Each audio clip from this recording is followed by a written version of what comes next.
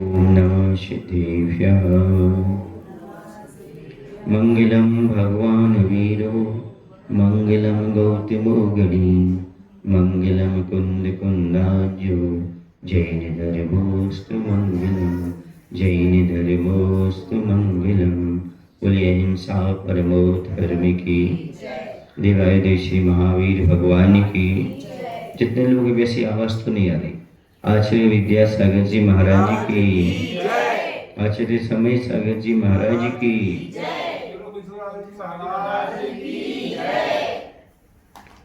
पिछले दिन चंपापुर नगरी का वर्णन चल रहा था। अब आगे हमें देखना है कि जहाँ जहाँ पुण्यवान जीव होते हैं वहाँ पर सुख समृद्धि खुशहाली बनी रहती है, और जहाँ पुण्य क्षीण होता है तो प्रकृति भी अपना प्रकोप दिखाने लगती है। अतिवृष्टि अनावृष्टि उन स्थानों पर होती है जहाँ पर पुण्यहीन जीव होते हैं। पुण्यवान जीवों की यहाँ अतिवृष्टि और अनावृष्टि नहीं हुआ करती। हमारे कथा काल में इस चंपापुर के राजा का नाम था अरिदमन। राजा कौन था? अरिदमन। राजा के एक अनुज भी थे, छोटा भाई था जिसका नाम था वीरदमन। ये दोनों भाई थे, अरिदमन और वीरदमन। राजा न्यायी एवं नीति प्रिय थे, अतः उनके राज्य का प्रभाव चारों ओर फैल रहा था। नियम है, जो न्यायप्रिय होता है, नीतिवान होता है, उसका प्रभाव सब जगह फैला करता है। लोकप्रिय बनने का सबसे अच्छा तरीका है न्यायप्रिय बनना। जो न्यायप्रिय होते वही लोकप्रिय बन जाते हैं, जो पक्षपाती होते वो लोकप्रिय नहीं बन पाते। इसलिए लोकप्रिय बनना चाहते हो तो कैसे बने? न्यायप्रिय, सबके प्रति एक सा, कहीं पक्षपात नहीं होना चाहिए। उनकी राजनीति में किसी प्रकार की कोई विघ्न बाधा उपस्थित नहीं होती थी एवं सारा राजकार्य समुचित रीति से चलता जाता था। उनका कोई शत्रु नहीं था, फिर भी वे सैन्य बल की ओर से कभी उदासीन नहीं थे, अतः उनका सेना का बल बहुत अच्छा था। शत्रु ना होते हुए भी सेना उनकी मजबूत थी। प्रत्युत राजराज अश्व रथ पदाति, पैदल चलने वाली सेना को पदाति बोलते हैं।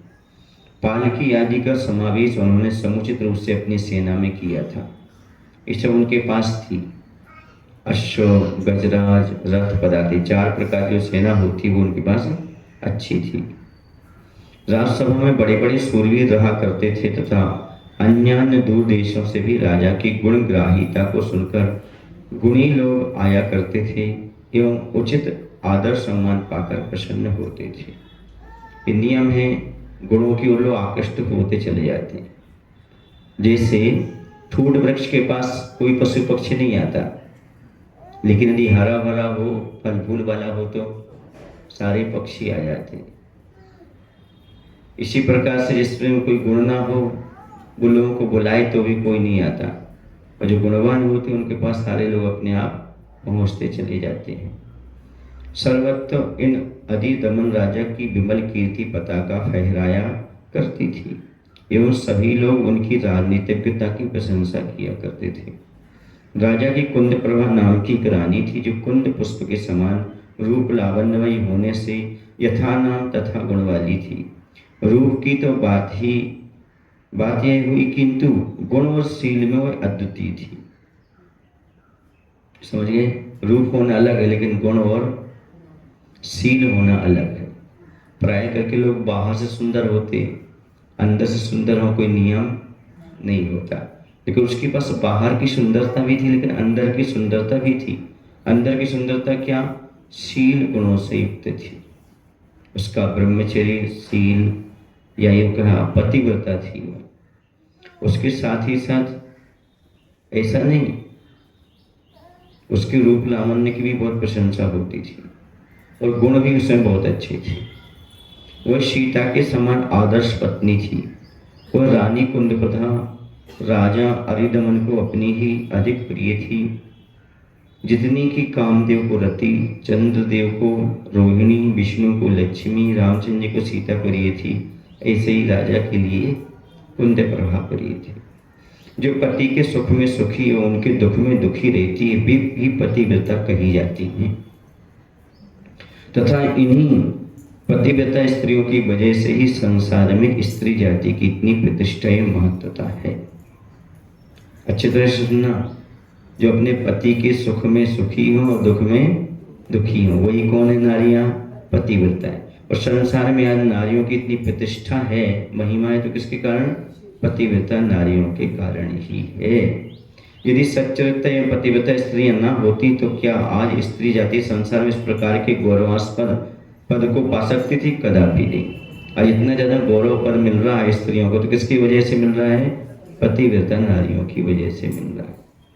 यदि सम्मान मिलता तो इसलिए ध्यान रखो, आज के युग में पतिव्रता होना बहुत कठिन सा काम हो गया है। पति के सुख दुख में सुख दुख, ऐसा नहीं कि तुम्हारा तुम जानो। जब तलाक की बात क्यों आती है?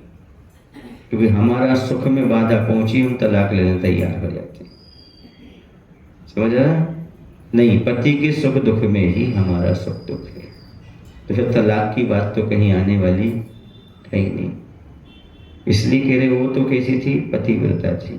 आज संसार में उन्हीं नारियों के कारण सारा के सारा देश में नारी की पूजा होती है, नारी की प्रतिष्ठा है और नारियों का गुणगान गाया जाता है। यदि वो पतिव्रता होती तो घर में रह करके भी अपने पति के प्रति हमेशा वह कैसी रहती है? उनके सुख में सुख और दुख में दुखी रहती। एक दिन की बात है कि रानी कुंद प्रभा अपनी सैया पर सुखपूर्वक निद्रा मग्न थी तथा रात्रि का अंतिम प्रहर बीत रहा था। उसी समय रानी ने एक स्वप्न देखा। स्वर्ण के समान चमकीला एवं प्रभावपूर्ण एक बहुत बड़ा पर्वत है तथा उसी पर संपूर्ण मनोरथों को सहज में ही पूर्ण कर देने वाला कल्पवृक्ष है। ये होता है नारियों को, जब गर्भ में कोई जीव आता है तो उनको दोहिला उठता है। दोहिला समझते हो? कुछ विशेष करने की इच्छा होती है। यह स्वप्न भी आता है तो उससे ज्ञान लगा लिया जाता है कि बेटा पेट में कैसा है, पुण्यात्मा है कि पापात्मा है, आगे चल के क्या करेगा। तो उनके लिए क्या हुआ? स्वप्न देखा उन्होंने। स्वर्ण के समान चमकीला एवं प्रभावपूर्ण एक बहुत बड़ा पर्वत, और उस पर एक मनोरथों को पूर्ण करने वाला क्या दिखाई दिया? उनको कल्पवृक्ष दिखाई दिया। जो मांगो वो दे दे, उसका नाम कल्पवृक्ष। इसी शुभ मुहूर्त में एक देव स्वर्ग से चढ़कर रानी के गर्भ में प्रविष्ट हुआ। गर्भावस्था के समय की बात है। पेट में आने की दोहिला होना अलग है, लेकिन गर्भ में जीव आता है, जैसे माता को स्वप्न देखते ना, किनकी माता को? तीर्थंकर की। ऐसे कोई महापुरुष जन्म लेते तो उनकी माता को कोई ना कोई स्वप्न अवश्य आता है। जैसे आचार्य की माँ को स्वप्न आया था, विद्याधर की माँ को, इसे 8 सहस्र दल से क्या करूं? हाँ, सहस्र दल जो कमल होता है उससे पूजा करूं, ऐसा भाव आया था। समझ गए? मतलब मैं भगवान की पूजा का भाव करूं, इसलिए क्योंकि वह लोक पूज्य होने वाला था। और वह विद्याधर एक दिन क्या बन गए? आचार्य विद्यासागर जी महाराज बन गए। तो माँ के लिए पहले से इस प्रकार का कुछ न कुछ स्वप्न आदि आ जाते हैं।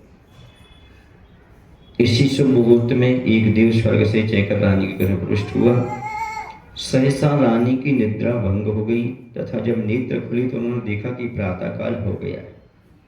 आकाश में अरुणिमा आ गई है तथा धीरे धीरे सूर्य देव के प्रखर प्रताप से अंधकार इस प्रकार नष्ट होता जा रहा है जिस प्रकार की सम्यक के प्रभाव से मिथ्यात्व का सीख नाश हो जाता है। मालूम मिथ्यात्व की काली रात है और सम्यक का सूर्य उग जाए तो सब अंधेरा समाप्त कर जाता है। प्रातः काल हो गया जानकर के कोमलांगी रानी कुंद प्रभा उठी और सैया का परित्याग किया। इसके बाद नित्य क्रिया से निवृत्त होकर हर्ष मन से धीरे धीरे पाद निक्षेप करती हुई अपने पति राजा अरिदमन के पास पहुंची। विनयान्वित होकर के पति को प्रणाम कर, आजकल नहीं रह गए सब पति को प्रणाम करने का, रह गया क्या? नहीं रह गया। पहले क्या करते थे? जाकर सीधे, अब तो पति से पैर दबाने की बात आ गई है ना। हम थक गए हैं, आप ऐसा कर दो, थोड़ा हमारा ऐसा कर देते, हमारा ऐसा कर देते। पति के लिए पति जैसा नहीं मानते। अब नाम भी लेना शुरू हो गया कि नहीं हो गया? नाम भी प्रारंभ हो गया, तो सीधा नाम लेते हैं। कोई भी पति देव सुनते हुए या पति बोलते हुए आज तक हमने नहीं सुना किसी को। कोई आज की महिला पति देव बोल रही हो, स्वामी बोल रही हो, होता है क्या? नहीं होता। सब चीजें समाप्त होती चली जा रही हैं। तो विनयावत होकर पति को प्रणाम कर चुकने के बाद भी बैठ गई तथा रात्रि में देखे हुए अपने सब स्वप्नों को सुनाना शुरू कर दिया। समझ गए? एक विनय मानी जाती। कुलीन नारियों का यही कर्तव्य होता है। महाराज हम लोग तो करना चाहते हैं पर वो इतने अच्छे नहीं है ना। एक प्रश्न मन में उत्पन्न होने लगता है कि पति इतने अच्छे नहीं है। ऐसा नहीं है, पहले के जमाने में सब अच्छे होते थे, ऐसी बात नहीं है। लेकिन फिर भी पत्नी का कर्तव्य तो पत्नी का कर्तव्य होता है। उस समय भी उन्होंने निभाया। बोले मंदोदरी ने निभाया कि नहीं निभाया? रावण के प्रति सम्मान था कि नहीं उसको? भले नहीं था फिर भी रावण इतना अच्छा नहीं देखने में आता आप लोगों को सुनने में, लेकिन उसकी मंदोदरी उसका सम्मान हमेशा करती थी।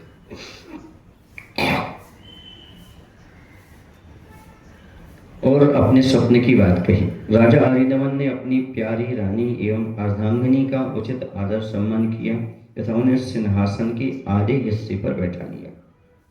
सीधी सी बात है। तो सामने वाले का सम्मान करोगे वो तुम्हें प्यार दे, और सम्मान नहीं करोगे तो वो तुम्हें, आजकल तो ऐसा होता है पति नीचे बैठे रहते, पत्नी ऊपर बैठी रहती है। होता कि नहीं होता है? आजकल तो चौके में भी ऐसा होता है। महाराज के आहार चल रहे, सामने स्टूल लगा के बैठ जाते हैं लोग। कभी मत करना है ऐसा। आहार चल रहे, महाराज खड़े हैं, यदि आपसे खड़े होने की क्षमता नहीं है तो कहीं साइड में परोक्ष में जाकर बैठो, सामने मत बैठो। सुन रहे चश्मा वालों से कह रहे, सामने मत बैठो, क्योंकि सामने बैठने से क्या होगा, क्या होगा पता आपको? सुनो अच्छी तरह से सुनो। क्या होता है, भगवती आराधना ग्रंथ में लिखा है, जो अपने गुरुजनों से ऊपर आसन पर बैठते हैं उनकी संलेखना क्या, मरण बिगड़ जाता है। संलेखना तो होती नहीं, मरण बिगड़ जाता है। सुन रहे हो? तो ध्यान रखना इसका। कभी भी गुरु से ऊपर आसन पर बैठने का प्रयास नहीं करना। चाहे पैर में तकलीफ हो, चाहे कहीं हो, बैठना है तो चौका छोड़ करके दूसरे स्थान पर चले जाओ। वहीं महाराज के सामने बैठने का प्रयास नहीं करना, ठीक है ना?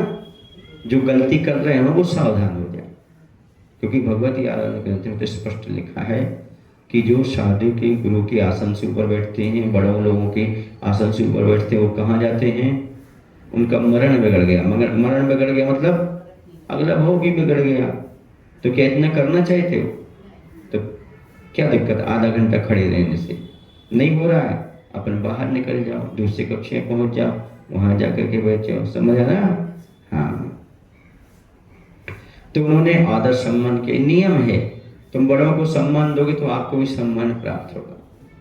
आप लोगों के साथ क्या होता है, जो थोड़े समझदार से लोग रहते हैं, वो चौके में आएंगे और सीधे अंदर घुस जाएंगे, ना नमोस्तु करेंगे, ना शुद्धि बोलेंगे, ना हाथ धोएंगे, तो कैसे काम चलेगा?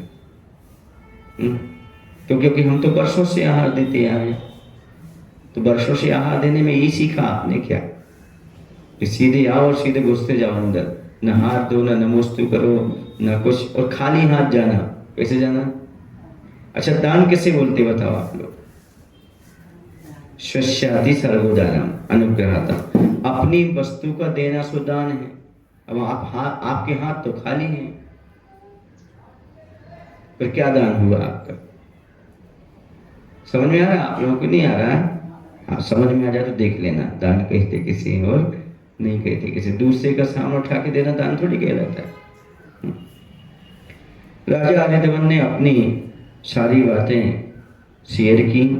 बाद में रानी के मुख से स्वप्न वृत्तांत को सुन चुकने के उपरांत राजा ने कहा, प्रीतमे, तुम्हारे स्वप्न का फल तो अति उत्तम है। क्या कहा? तुम्हारा स्वप्न का फल तो अति उत्तम है। स्वप्न काल में एक अत्यंत तेजस्वी, धीर, वीर, संपूर्ण उत्तम गुणों का आधार, चरम शरीरी नर रत्न तुम्हारे घर में प्रविष्ट हुआ है।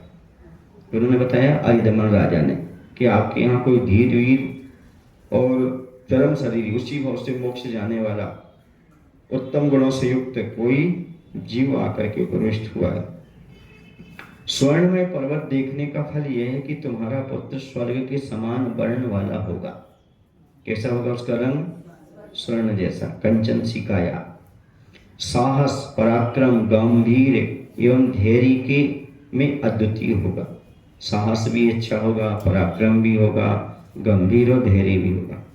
तुमने स्वप्न में जो कल्पवृक्ष देखा है ना, उसके फल से तुम्हारा पुत्र अत्यंत उदार चेता। जो कल्पवृक्ष क्या करता है? उदारता से लुटाता है। तो उदार चेता होगा, दान परायण होगा, दीन वत्सल होगा एवं धर्म प्रिय होगा। समझ गए? ये सारे गुण किसमें होंगे? आपके बेटे में होंगे जो होगा। संक्षिप्त शब्दों में तुम्हारे स्वप्न का फल यह है कि तुम्हारे गर्भ में एक ऐसे पुत्र रत्न का आविर्भाव होगा जो संपूर्ण गुणों का आगार एवं अद्वितीय धर्मप्रिय होकर के सर्वश्रेष्ठ मोक्ष पद को प्राप्त करेगा। इस प्रकार स्वप्न के उत्तम फल को सुनकर के रानी कुंद प्रभा अति प्रसन्न हुई तथा राजा अरिदमन भी हर्षोल्लास से पुलकित हो उठे। दोनों पति पत्नी सुख शांति पूर्वक काल निक्षेप करने लगे। यानी अब इंतजार कर रहे, अभी तो गर्भ आया है, अभी 9 महीने लगेंगे कि नहीं लगेंगे? हाँ, काल निक्षेप मतलब अब समय का इंतजार करने लगे। धीरे धीरे समय बीतने लगा। रानी कुंद प्रभु का गर्भ द्वितीया के चंद्र के समान प्रतिदिन क्रमशः बढ़ने लगा एवं गर्भ चिन्ह स्पष्ट से स्पष्टतर तथा स्पष्टतम होते गए। शारीरिक वर्ण में पांडव माने पीलापन आ गई। जो शरीर में परिवर्तन आता है वो इसमें लिखा जा रहा है, ठीक है? वो बताने की जरूरत नहीं, आप सब समझते हो, ठीक है? जब क्रमशः 10वां महीना पूर्ण हो गया तब जिस प्रकार की पूर्व दिशा से सूर्यबिंब प्रकट होता है उस प्रकार रानी के गर्भ से शुभ मुहूर्त में पुत्र रत्न उत्पन्न हुआ। पुत्र रत्न का आविर्भाव हुआ। पुत्र के उत्पन्न होने की दुर्जन एवं शत्रु पक्ष के लोगों के घरों में अनेक प्रकार के उत्पाद चिन्ह प्रकट होने लगे। ये भी होता है, पहले ये प्राय करके देखने में आता था कि यदि किसी का दुश्मन पैदा हो गया है या कोई किसी का दुश्मन है, पुराना बैरी है, तो उनके घर में अपशकुन शुरू हो जाते थे। बेटा कहीं उत्पन्न हुआ है और यहाँ पर अपशकुन शुरू हो गए, क्योंकि ये तुम्हारा नाश करेगा, ये तुम्हें जीतेगा, विजय को प्राप्त होगा, वो आ गया है। इतना प्रभाव पड़ता था, समझ गए? हाँ, क्योंकि ये तुम्हारे लिए हानिकारक होगा।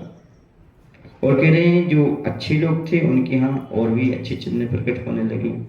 परिवार के बंधु बांधवों एवं नगर के सत्पुरुषों के घरों में आनंद उत्सव मनाया जाने लगा।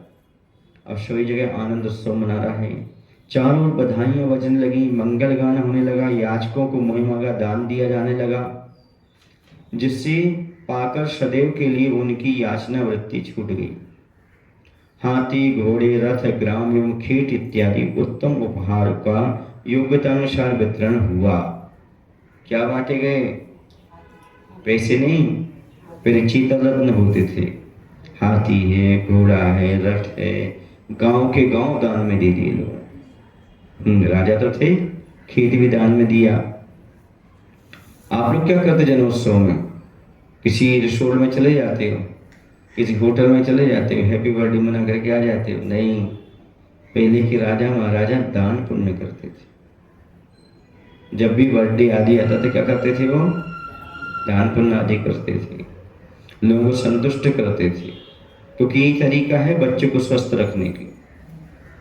जन्मदिन पर औषधियाँ बांटो, तीर्थ यात्रा करो, चारों प्रकार के दान करो, आदि सब चीज़ें करना चाहिए। जो आप लोग 10-20 हज़ार यहाँ वहाँ खर्च करते हो वो दान पुण्य में करना चाहिए, ताकि आपके बच्चों का भविष्य अच्छा हो सके। यहाँ पर हो रहा है, राजा ने उत्तम उत्तम चीज़ों को बंटवाया जन्मदिन पर। क्यों बंटवाया?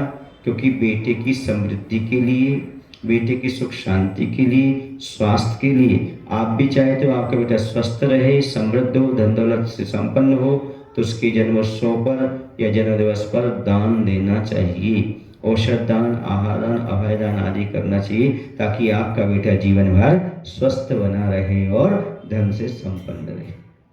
समझ गए? ऐसा काम करना चाहिए। आप तो ऐसा लगे सो रहे हो, अभी जाग गए, लगा नहीं जैसे आप लोग अनुमोदना कर रहे हो आपको, है ना? हाँ, अब लगा ऐसे कर लगा। फिर ऐसा लग रहा था कि कितनी फालतू की चीजें हैं। हाँ, फिर लाखों रुपए खर्च करना हॉस्पिटल में, क्योंकि बच्चा बीमार पड़ता है तो लाखों रुपए खर्च हो जाते हैं। अभी 10,000 का दान करने में पीछे हटते अच्छे कार्य में। हाँ, शांत जरा भी करो, कोई दिक्कत थोड़ी है। और भी दान जो भी कर सको करो, अच्छी कार्य करो। प्राय सर्वत्र ही जन्मोत्सव मनाया गया तथा नृत्य गान एवं वाद्य से समारोह संपन्न किया गया। राजा ने इस पुत्र रत्न प्राप्ति को धर्म का ही उत्तम फल जानकर के श्रद्धा भक्ति पूर्वक श्री जितेंद्र प्रभु की पूजा एवं स्तुति की तथा इसके उपलक्ष्य में एक विराट उत्सव मनाया गया। ध्यान रखना, महापुरुषों को सोच तक नहीं लगती, किनको नहीं लगती। हाँ, इसलिए उसी दिन उन्होंने पूजन रचाई। आपको 10 दिन की क्या लग जाएगी? हाँ, सोल लग जाएगी। पर वहाँ महापुरुषों के यहाँ नहीं होता, समझिए। चक्रवर्ती हुए, कामदेव हुए, इन सब के यहाँ क्या नहीं लगती। अब बोलो 96,000 रानियां कहाँ तक सोल तक मनाएंगे वो। और दूसरी चीज उनको ममत्व तो नहीं रहता। आप लोगों की एक ही है तो बहुत बड़ा ममत्व रहता है। हाँ, उनके यहाँ ऐसा ज्यादा राग ममत्व आदि नहीं रहता। कार्य करते हैं पर ममत्व नहीं रहते, मोह नहीं रहता ज्यादा। धीरे धीरे वह नवजात शिशु जब 1 महीने का हो गया तब एक दिन उसके माता पिता अत्यंत उत्साह एवं समारोह के साथ उस बालक को लेकर जिन मंदिर में गए। कितने बार? 1 महीने के बाद गए, ठीक है। 1 महीने, इसमें लिखा होगा 45 दिन लगभग होता समझने के लिए। वहां जाकर उन्हें प्रथम तो श्री जिनदेव की 8 प्रकार के द्रव्यों से पूजा की तथा बाद में वहां मुनीश्वर के चरण कमल के पास बालक को रखकर आदर एवं श्रद्धापूर्वक उनको प्रणाम किया। मुनिराज ने धर्म वृद्धि का आशीर्वाद देकर जिन धर्म का उपदेश दिया तथा कहा, संसार में शत्रु मित्र सभी सम्मान हैं। मुनिराज के उत्तम उपदेश को दंपति ने ध्यानपूर्वक सुना तथा अपने को भाग्यशाली समझा। समझ गए? अपने बच्चे को 45 दिन बाद कहाँ ले जाना चाहिए? मुनिराज के पास ले जाओ, भगवान के पास ले जाओ, है ना। नमो कर्मन सुनो, महाराज से जेनी बनाओ, होता कि नहीं होता है। गंधोदक लगवाओ बच्चे के लिए मुनिराज के हाथ से। इसके बाद पति पत्नी ने मुनि श्रेष्ठ को पुनः नमस्कार किया तथा अपने महल में वापस आ गए। फिर निमित्त ज्ञानी को बुलवाया तथा उनसे बालक की ग्रह, लक्षण, नाम एवं भविष्य के संबंध में प्रश्न किया। निमित्त ज्ञानी ने बालक के जन्म, लग्न इत्यादि को अच्छी तरह विचार कर कहा, राजन, आपका यह पुत्र तो अत्यंत गुणी, शूरवीर, प्रतापी एवं कर्म रूपी शक्तियों को जीतने वाला होगा। ये निमित्त ज्ञानी पहले बता देते थे आपके बेटे के लक्षण क्या होंगे। विद्या में भी अद्वितीय होगा तथा अनेक उत्तमोत्तम विद्याओं के द्वारा अपनी उज्ज्वल कीर्ति पताका को दिग दिगंत में फैलाएगा, अर्थात इसका यश सब जगह फैलेगा। आज ही फैला हुआ है, सब श्रीपाल के नाम से जानते कि नहीं जानते। इसके जन्म लग्न में बहुत अच्छे ग्रह पड़े हैं। इसके सब गुणों का वर्णन करने की क्षमता मुझ में नहीं है। किसने कह दिया? निमित्त ज्ञानी ने। इसका नाम श्रीपाल रखा जाए। क्या नाम रखा जाए? श्रीपाल। निमित्त ज्ञानी के मुख से जब राजा ने इस प्रकार के कर्णप्रिय शब्दों को सुना तब उनके आनंद की सीमा न रही।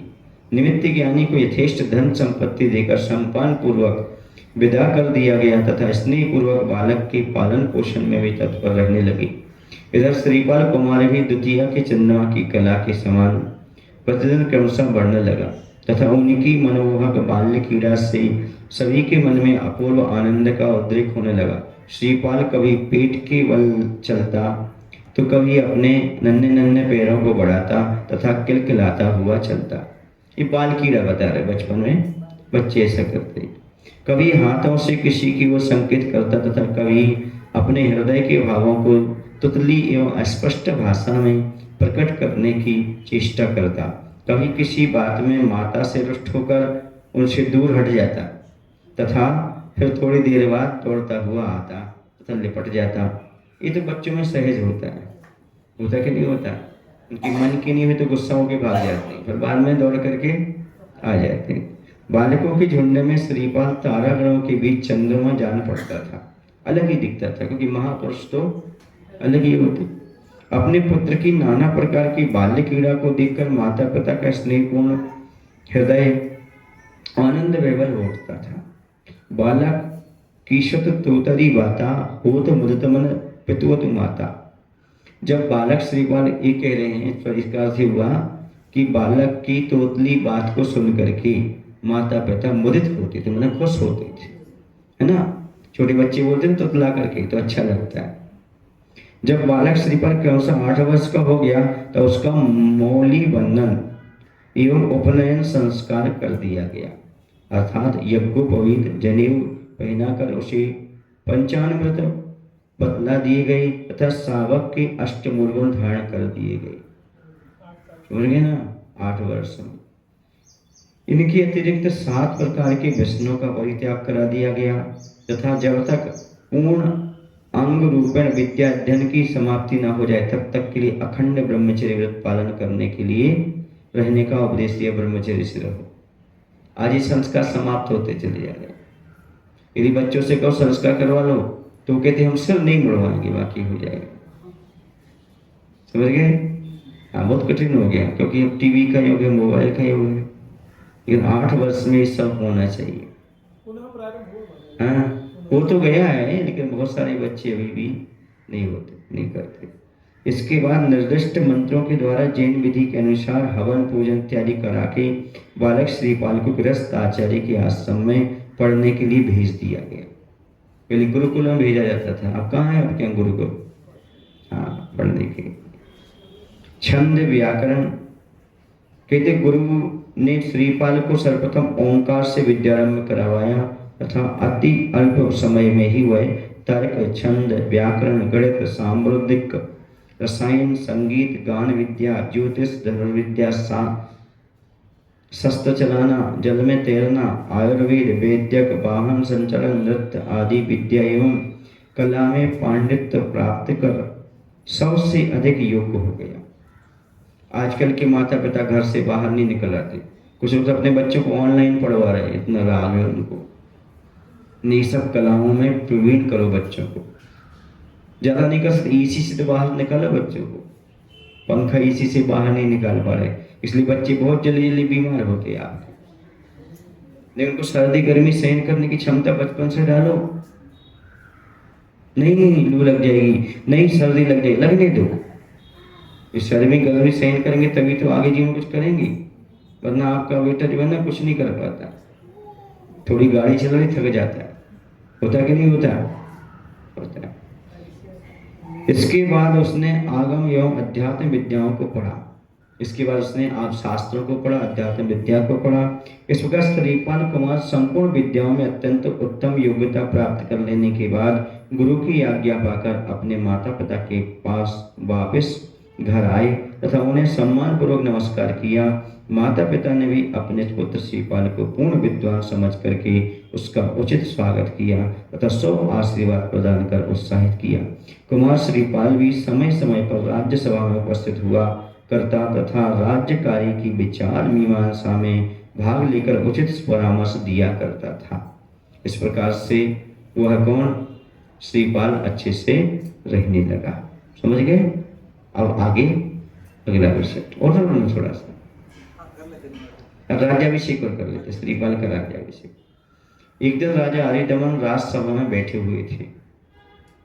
इतने में कुमार श्रीपाल भी वहां पहुंच गया तथा राजा को नमस्कार कर चुकने के बाद एक योग्य स्थान पर बैठ गया।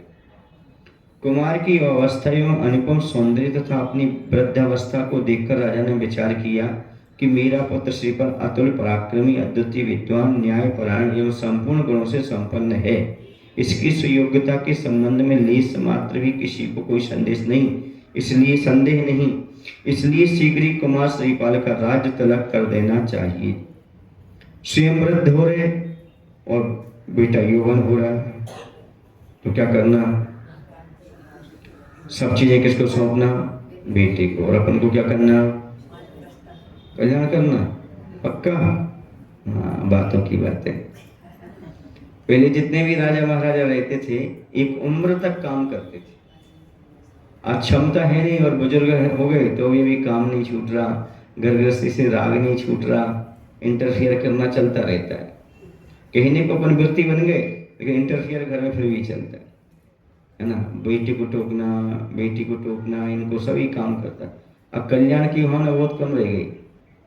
बोलो, अब इंटरफियर नहीं करना, उनकी जिंदगी उनको जीने दो, अब आपने अपना काम कर लिया, अपना काम करो। तो राज सिंहासन आदि दे करके अपना कल्याण करते थे पहले। इस बात का राजा ने अपने मन में निश्चय कर लिया। तदनुसार शुभ मुहूर्त में राजा हरिदमन ने अपने वृद्ध कंधों से राजभार उतारकर कुमार श्रीपाल के सबल कंधों पर रख दिया तथा स्वयं विरक्त होकर धर्म ध्यान करते हुए सुख शांति पूर्वक समय व्यतीत करने लगे। इसके बाद कुमार श्रीपाल अपने राज्यभार को संभालने में दत्तावधान हुए। उसने सुचारू रूप से शासन सूत्र का परिचालन किया तथा प्रजा को अपना आत्मीय समझ करके उनके साथ उचित आदर का व्यवहार करने लग गया। ये होते राजा, जो बड़े लोग होते हैं वो सबको समान मान करके उनका सम्मान करते। ऐसा नहीं कि हम मैं राजा हो गया तो दूसरा कुछ है ही नहीं, ऐसा नहीं। राजा वही है जो प्रजा को लेकर के चलता है। फलतः सर्वत्र ही उसके कीर्ति कुसुम की सुगंधि फैल गई। कीर्ति रूपी पुष्प का चारों ओर उसकी सुगंधि फैल गई तथा कुमार के बुद्धि, बल एवं अतुलनीय पराक्रम की प्रशंसा करने लगी। दुर्जन पुरुषों को जीतकर उन्होंने अपने अधीन कर लिया तथा बड़े बड़े राजाओं ने तो उनके गुणों के ही वशीभूत होकर उनकी श्रेष्ठता स्वीकार कर ली। युद्ध लड़ाई नहीं, आप महान हो, हम आपके अधीन रहना चाहिए। ये सब पुण्य के कारण होता है। किसके कारण होता है? पुण्य के कारण सब उनके अधीन होते चले जाते हैं। प्रजाजनों को किसी प्रकार का भय नहीं था। चोर इत्यादि दुष्ट पुरुषों के उपद्रव से बचने के लिए कुमार श्रीपाल ने कई एक उत्तमोत्तम प्रबंध किए थे ताकि किसी चोर से, किसी डाकू से कोई खतरा ना रहे। सभी का जान माल सुरक्षित था, जिंदगी भी सुरक्षित थी और माल भी सुरक्षित था। किसी पर कोई गाढ़ा नहीं थी। उनके शासन काल में राज्य की सीमा के अंदर चोर, लंपट, दुर्जन, क्रूर, परनिंदक एवं हिंसक व्यक्ति प्राय नहीं थे। होता है, यदि राजा सब चीजें अच्छे से करता है तो ये सब चीजें समाप्त हो जाती। ये सब क्यों होती है, चोरी आदि, दुर्जन आदि? क्योंकि उन लोगों को कुछ ना कुछ अभाव रहते हैं। अभाव होने के कारण वो गलत तरीके अपना लेते हैं। जब अभाव नहीं होगा तो गलत तरीके नहीं अपनाते। सभी अपने अपनी धर्म शक्ति के अनुसार श्रेष्ठ कर्मों में तत्पर रहते थे। नतमस्तक होकर राजा आज्ञा का परिपालन करना आवश्यक कर्तव्यों का एक प्रधान अंग था। वहाँ राजा की आज्ञा सब मानते थे। इस प्रकार राजा श्रीपाल ने न्यायपूर्वक बहुत दिनों तक कंटकहीन राज्य का उपभोग किया। बहुत दिनों तक शत्रु से रहित राज्य किया। कंटक माने कांटों से रहित, बाधाओं से रहित राज्य किया। अब आगे क्या होता है, आगे की बात कर। बोलो महावीर भगवान की, आचार्य विद्यासागर जी महाराज की जय।